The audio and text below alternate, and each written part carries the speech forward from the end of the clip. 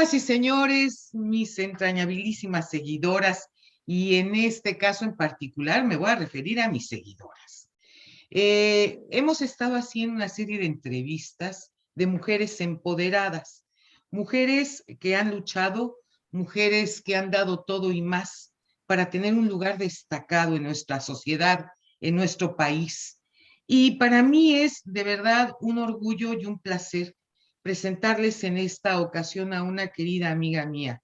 Me refiero a Lolkin Castañeda. Yo tuve la oportunidad de conocerla hace muchísimos años, que estaba siempre en la lucha por la igualdad. Toda la vida ha sido uno de los temas que ella pues ha manejado de manera muy profunda, con un gran conocimiento, una gran profesional. Y de verdad ha sido una experiencia estupenda conocerla a ella, conocer a su esposa. Ella fue, pues de hecho, el primer matrimonio lésbico gay aquí en nuestro querido México. Ya tiene muchos años casada, por supuesto, felizmente casada, afortunadamente. ¿Te ha durado el matrimonio, mi querida Lolkin? ¿Cómo estás? Feliz de estar aquí contigo, Lolita. Yo quiero decirte aquí entre nos que te agradezco con todo el corazón la invitación, que tu generosidad siempre abres tus puertas, tus micrófonos para acercarnos a la gente que te escucha y construir una nueva sociedad, una nueva cultura. Y has sido nuestra embajadora de muchas formas y en tantos momentos que la verdad es que estoy muy feliz de acompañarte, de estar en este nuevo canal. Sé que tu trayectoria en Azteca en Fórmula ha sido muy enriquecedora, de mucho fortalecimiento en todos los sentidos, y celebro este nuevo espacio ahora en YouTube y que sea para seguir construyendo esa gran familia que tú tienes y por supuesto seguir cosechando éxitos y seguir comunicando en el mismo sentido por la igualdad, por la no discriminación, para el bien de nuestro país. Esto es muy importante, mi querida Lolkin, y debo decirte que desde que tú empezaste con esta lucha, pues han habido avances importantísimos en el país, hay que decirlo. Aquí, más allá de sexenios anteriores o el sexenio presente, esta ha sido una labor que has hecho de hormiguita permanente todo el tiempo, con todo el colectivo. A mí me hicieron el enorme favor de nombrarme embajadora contra la discriminación y la homofobia. Para mí ha sido una enorme distinción y créeme que lo he ejercido convencida, pues, de que esta sociedad necesita ser, no voy a hablar de tolerante, fíjate, porque tolerar es una manera como, bueno, tú eres distinta, pero pues te voy a aguantar. No, no, no, no, no. No es así. Tenemos que entender que somos diversos, todos y cada uno de nosotros somos diversos. De entrada, hay gente chaparrita, alta, gordita, flaca, o sea, todos somos distintos y no por eso vamos a hacer a un lado, vamos a ofender, vamos a discriminar a la gente porque no es un espejo de lo que yo soy o de lo que yo pienso. Ese tipo de cosas son las que ya no pueden seguir pasando. Afortunadamente han habido muchos avances porque pues yo tengo todavía muy presente aquel caso del joven que tú recordarás de allá de Chilpancingo, que fue asesinado a pedradas por el hecho de ser gay, que fue un caso que nos conmovió profundamente a todos y que estaba yo en contacto permanente con el procurador y con el gobernador y con todo el mundo para darle puntual seguimiento a todo esto que sucedió. Y como ese caso muchos, en donde dices, no es posible que todavía en estas épocas hayan personas que traten a las mujeres o a los hombres por una preferencia sexual, ¿verdad? De manera distinta, a tal grado como si estuviéramos en la época de Cristo, ¿no? En donde apedreaban a aquellos que llegaban y eran ladrones o prostitutas. Es decir, afortunadamente hemos evolucionado y eso es bien importante, mi querida Lolkin. Tú sabes que yo tengo enormes amigos muy queridos dentro de la comunidad que siempre han estado conmigo y eso es algo que yo reconozco y agradezco profundamente. De tal suerte que uno de los temas que sí me ocupa en esta ocasión contigo es que tú estás en este momento en un cargo muy importante, en donde se habla de la no discriminación, pero de algo que a mí en lo personal me parece fundamental y que nos atañe a todos los que somos padres de familia. Los embarazos en los adolescentes y cómo se abusa de los niños y de las niñas, porque aquí no hay excepciones, aquí es por parejo. Entonces, te pones a ver que en esto participan quienes se supone es la persona a la que más confianza le tienes. Llámese padre, llámese hermano, llámese primo, llámese un tío, llámese un cuidador, una nana. Es decir, quien se supone que debe de estar allí para cuidarte, porque hoy en día pues las mujeres salimos a trabajar y alguien tiene que cuidar a nuestras criaturas en lo que nosotros podemos llevar el pan y la sal a la casa. Estas criaturas se quedan en manos de personas que uno confía como mamá y dice, lo va a cuidar o la va a cuidar. Y de repente te das cuenta que esto no sucede. De repente te das cuenta que la nana es la que abusa con esas criaturas. O bien alguna persona a quien tú se le encargaste que tú considerabas que era de confianza. Y te das cuenta del cambio de la actitud de los niños, niños y niñas, que en un momento dado son tremendamente amenazados, diciéndoles, si tú dices algo, voy a matar a tu mamá o voy a matar a tu papá o te voy a hacer algo a ti. Y los niños aterrados no hablan, no dicen nada. Entonces, es el momento cuando yo me pregunto, a ver, ¿qué es lo que tenemos que hacer como padres de familia? Hablarles a los niños de lo que es la sexualidad, decirles cómo cuidarse. Y sin embargo, hay muchos padres que a pesar de hablar de estos temas, mi querida Lolkin, las criaturas caen en manos de estos depredadores. Y es una situación tan dolorosa, tan lamentable, tan terrible para ellos, porque una vez que los padres de familia se percatan de este tipo de abusos y presentan una denuncia, estas chiquitas y estos chiquitos son doblemente victimizados por parte de las autoridades del Ministerio Público. ¿Qué te hicieron? ¿Qué te hayas puesto? ¿Cómo te tocaron? ¿Qué sentiste?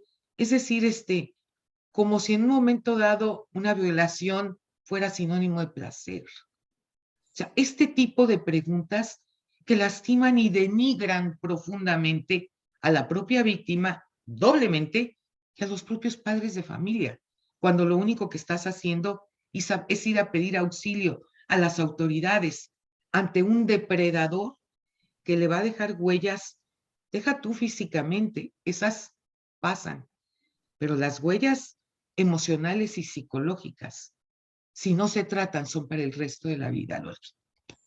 Sí, desde luego, Lolita, lo que planteas es un tema muy grave, dado que, por supuesto, a ver, hay dos cosas. Por un lado, el ejercicio de la sexualidad, que sigue estando con un velo de dogma y que nos cuesta trabajo hablar abiertamente de los derechos sexuales, de los derechos reproductivos, distinguir que cada persona debe tener la capacidad de conocerse, de conocer su cuerpo y de consentir qué es lo que quiere, ¿no? Claro. En estos casos de abuso sexual, que por supuesto eh, es, un, es un tema gravísimo, no por las cifras, sino por el impacto que tiene en la estructura de la persona, ¿no? Por supuesto, un ataque sexual, un abuso sexual, te marca la piel, te define la historia, no solo a esa persona, sino a todo su entorno. Claro. Entonces, lo que hemos visto es que evidentemente en México, en este fenómeno de la pandemia, al momento de la reclusión, digamos, estar en este confinamiento, de pronto en donde se gesta toda esta violencia familiar, en muchos sentidos, se replica esa violencia y se hace realmente muy grave. Yo te quiero decir, por ejemplo, imagínate el caso de una mujer, una lesbiana, que es despreciada por su familia por ser lesbiana, ¿Sí? y que de pronto ya no puede salir, ¿no? Su espacio vital se reduce al interior de su casa, al interior de su familia, con la gente que tendría que cuidarla, que Claro, tendría que respetarla, y que son sus principales torturadores, ¿no? sí, Y eso mismo hemos visto justo en cómo se exponenció el tema de la violencia hacia las mujeres, sí, cómo no. el embarazo adolescente y por supuesto las violaciones a las niñas y niños, bueno, particularmente hablando de embarazo infantil, ¿no? En donde hay una cifra creciente, enorme, dolorosa, de niñas de 10 años, 11 años, 12 años, 14 años, 16 años. Sí, cuando apenas incluso les acaba de bajar la regla. Así es, que están resultando embarazadas y que, a ver, perdón, ahí no hay ningún consentimiento. Es claramente un tema de abuso sexual, Claro, de violación. Y lo que tenemos que enfrentar como Estado, como sociedad, como medios de comunicación, es hacer un frente común para detener estos casos de violencia, para incentivar, por supuesto, la apropiación de derechos, reconocer el abuso y dar todas las garantías para poder ejercer sus derechos, ¿no? Porque la sí, realidad es que lo que tendríamos que hacer en primera instancia es decir, claro. yo te creo. Y a partir de eso, tejer toda una red social que dé los mejores, que garantice los derechos a esas niñas para poder, por supuesto, interrumpir ese embarazo, que de ninguna forma puede ser ni planeado, ni deseado, ni Por supuesto, consensuado, ¿no? Es resultado de un ataque, de una violación, de un abuso. Y que en muchos de los casos, quienes están cometiendo estos actos es el abuelo, el tío, el hermano, el papá, ¿no? Que es el núcleo familiar más inmediato, sí, ¿no? totalmente. Entonces, el tema realmente es muy grave. ¿Por qué? Porque, bueno, imagínate tú, una niña de 10 años, 11 años, que está embarazada y que alrededor de ese embarazo, o sea, de ese ejercicio abusivo de la sexualidad, se monta todo un velo de dogma, de prejuicios, en donde a esa niña se le obliga a llevar a término el embarazo y entonces estás teniendo niñas que son mamás y que Niñas no teniendo tienen niños, niñas niñas teniendo. teniendo niños. Así O es, sea, imagínate. yo quiero compartirles hoy a todo nuestro auditorio el caso de una prima lejana, prima tercera mía. Una chiquita que tenía en esa época 10 años y de repente la mamá pues no se dio cuenta, empezó a ver que empezó a engordar y engordar y engordar y empezó con unos dolores de estómago terribles, la llevan con el médico y estaba en trabajo de parto. Tenía 10 años. Bueno, mi mamá y yo acudimos, porque era prima segunda de mi mamá, la mamá está chiquita, acudimos al hospital cuando dio ella a luz y ver esa escena de una niña de 10 años cargando a su bebé recién nacido. Lo tremendo, lo desgarrador de toda esa historia es que lo que hicieron, porque toda la familia de mamá son de San Luis Potosí, y allá tú sabes que pues son más a la antigua, ¿no? Más conservadores, pues lo que hicieron fue, estaban en Torreón y dijeron que había ido de vacaciones y que su mamá se había embarazado y que su mamá había tenido ese bebé y que por lo tanto la verdadera madre, la madre biológica de ese bebé, pues era su hermana. Es decir, la abuela se convirtió en la mamá de ese niño para tapar el ojo al macho y que no fueran a decir absolutamente nada. Nunca se averiguó, se investigó quién fue el violador, quién fue el hombre que la embarazó, si había sido el marido de la prima de mi mamá o quién había sido dentro del entorno de esta criaturita. Y el tratar de encubrir todo esto, el tratar de taparlo, que la gente no hable mal de ti, que la gente no vaya a decir que cómo es posible que una niña de 10 años estuvo embarazada. Eso para ellos era más importante que el poder tomar a esta criatura y buscar la posibilidad de resarcirla emocional y mentalmente ante un embarazo que ella no buscó y que ella no quería.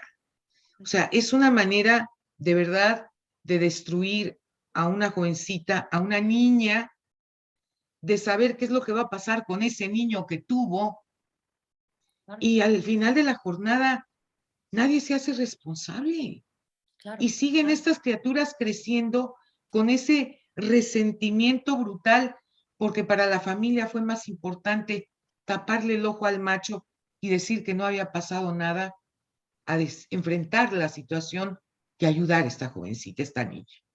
Sí, es terrible lo que narras, Lolita, y es la historia de esa niña y la de miles y miles y miles de niñas más en el país, ¿no? Sí. Es decir, tenemos que reconocer que estamos en una sociedad machista, violenta, Sí. que nos sigue viendo a las mujeres como objetos en muchos casos y que ante, ante la falta de denuncia y ante la falta de acciones de justicia, pareciera que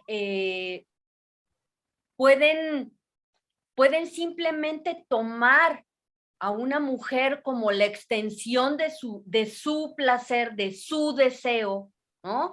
Sin su consentimiento, sabiendo que no va a haber una sanción. Y por eso es tan importante quitarle ese velo a la sexualidad, ¿no? O sea, realmente hablar de manera progresiva de sexualidad con las niñas, con los Poco niños. a poco, porque Así es. esta es la cuestión. Si no se trata de que a los niños y a las niñas les hables de posiciones, No, no, no, o no, sea, ni les vas a decir ni no qué ni es esa cómo. la idea, es Claro, simplemente irles diciendo poco a poco a los niños y a las niñas cómo se tienen que cuidar, que eso es muy importante. que conozcan su cuerpo, que Claro, conozcan cómo es su desarrollo y que además sepan, por supuesto, en esta apropiación del cuerpo, eh, que tienen que nadie tiene el derecho de tocarlas, ¿no? claro, Que nadie tiene el derecho de traspasar esos espacios de privacidad, de intimidad, ¿no? Y que además este hablar de sexualidad sea la antesala de generar redes sociales, redes de apoyo y de comunicación real con la familia, para que en cualquier caso en el que se esté presentando una situación de abuso sexual, de violencia, de violación como tal, haya la capacidad de reconocerlo y de denunciarlo, claro. ¿no? Porque de lo contrario lo que tenemos es esta carga de vergüenza a las mujeres diciendo, si lo digo me van a despreciar, Correcto. si lo digo, yo voy a tener esa carga, ¿no? Y lo que sucede es que evidentemente, lejos de hacer una solución para esa mujer, para esa niña, lo que tenemos es un silencio que no resuelve el, la fractura en su identidad que ocasiona para toda la vida, ¿no? Claro, Yo te quiero decir que la pasada marcha, el Día Internacional de las Mujeres, el 8 de marzo. el 8 de marzo a mí me sorprendió mucho ver en la marcha que hubo aquí en Ciudad de México, que era una marcha con un rostro de juventud muy fuerte, muy organizado, muy empoderadas, ¿no? Y además, en donde había en estos tendederos de denuncias, con nombre y apellido, con fotografías, con hechos, con muestras contundentes, las denuncias a violadores, ¿no? Diciendo, mi primo tal hizo esto. Wow. Me violó, ¿no? Mi profesor, bueno, lo hemos visto, ¿no? Todas las denuncias que se han dado en el CIDE, en el ITAM, Claro. en la UNAM, ¿no? Y que antes eran motivo de silencio.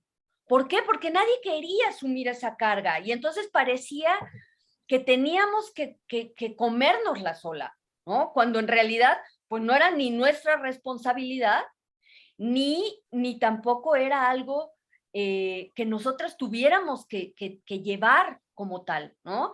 Y debo decirte, además, que me sorprendió muchísimo, ese día en la noche, Sasha Sokol hizo una denuncia muy fuerte Claro, contra Luis de Llano, así ¿no? fue. Diciendo, desde que yo tenía 14 años, él abusó de mí, Sí, porque ella no estaba en edad de consentir.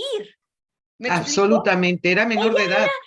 ella era una adolescente, estaba viviendo Claro, su juventud. Y, claro. y entonces fue engañada y fue forzada por una persona de 39 años. Sí. Y con todo este abuso de poder que lo hemos visto, o sea, el fenómeno Me Too, el fenómeno contra Andrés Roemer, el fenómeno en estas denuncias a grandes personajes públicos, ¿no? Sí.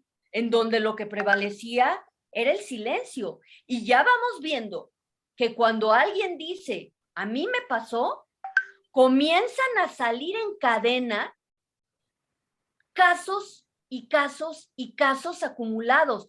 ¿Por qué? Y ese es un tema muy importante, Lolita.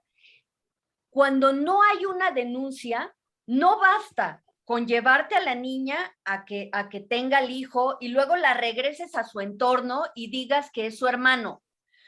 Eso no resuelve, ¿No? porque ese violador, si tú le rascas, va a repetir esa misma acción con Desde la, luego. con la certeza de la impunidad Ese es en el punto. otras mujeres, en otros espacios y en otros momentos. Y va a ser una cadena, un patrón que se repita una y otra vez. La única forma de detener la violencia sexual hacia las mujeres es conociendo nuestros derechos, fortaleciendo las instituciones para que realmente haya una cultura de la denuncia Claro. y se haga justicia y que con eso se rompa esta cadena de impunidad que existe, ¿no? Ese es el punto que yo quiero tocar, porque mira, tú ves que muchas de las niñas, cuando empiezan a hablar que han sido víctimas de un abuso sexual, de alguna manera o en algún momento se sienten culpables. Fíjate qué terrible. Como si ellas hubieran provocado de alguna manera, ya sea la atracción del violador o que se han mantenido calladas durante muchos años y entonces salen las voces que dicen, ¿y por qué lo dice hasta ahorita? Bueno, pues porque no estaba preparada para decirlo antes, Así es. porque son cosas que toman muchísimo tiempo, muchos años, cuando no tienes tú la posibilidad de tener una terapia y poderlo sacar y poder realmente rascar al fondo del problema y que deje de lastimarte tanto. Entonces, tienes esa situación, pero por el otro lado, que esto es también muy importante, ¿cuántos casos en México desde que tenemos uso de razón, Lolkin, realmente han sido atendidos? Los violadores han sido encarcelados y han sido guardados y castigados por este tipo de abusos. ¿Cuántos? Muy Sí, pocos. sí, son realmente pocos los casos y, y, y yo diría menos las denuncias. Claro, Y ahí sí, te quiero compartir, Lolita, por supuesto que es un tema que no hablo de manera hipotética, ¿no? Claro, O sea, yo como mujer en esta sociedad, por supuesto que he tenido experiencias así de duras, ¿no? Desde una nalgada en un microbús, sí, ¿no? claro.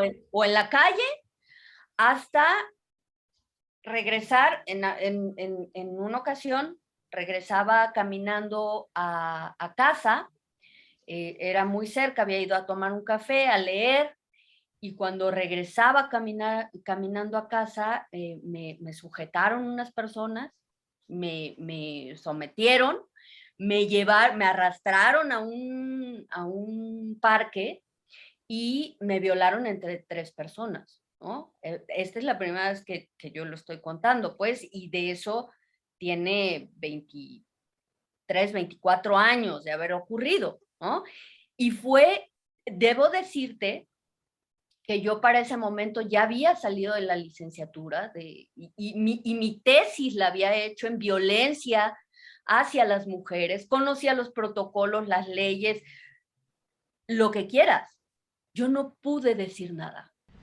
No pude, no pude decir entre el dolor que yo tenía de no entender lo que había pasado en mí, pero además el dolor que yo pensaba al momento de que mi mamá se enterara, ¿no? Como qué le iba a ocasionar a ella.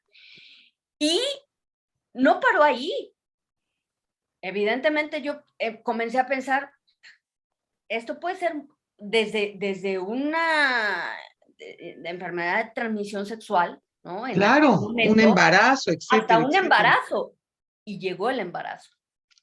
Y llegó el embarazo. Y yo no tenía, de verdad, o sea, ¿por qué? Porque yo jamás había hablado abiertamente de mi sexualidad, ¿no? No conocía esa apropiación, la conocía en libros, la conocía en teoría, la conocía en protocolos, en herramientas, en instrumentos, pero no en primera persona. Y entonces, cuando sé del embarazo, no sabía a quién pedir ayuda, porque además yo decía, ¿qué va a pasar? Yo no quiero esto para mi proyecto de vida. Yo no elegí tener un Claro, hijo, no en estas condiciones, no ver el rostro de la persona que me violó todos los días de mi vida, ¿no? sí, claro, Yo por no quiero supuesto. esto para mi proyecto, pero también por otro lado, con mi educación, con toda la construcción dogmática de la sexualidad, con los prejuicios, con todo esto, yo decía, no puedo abortar.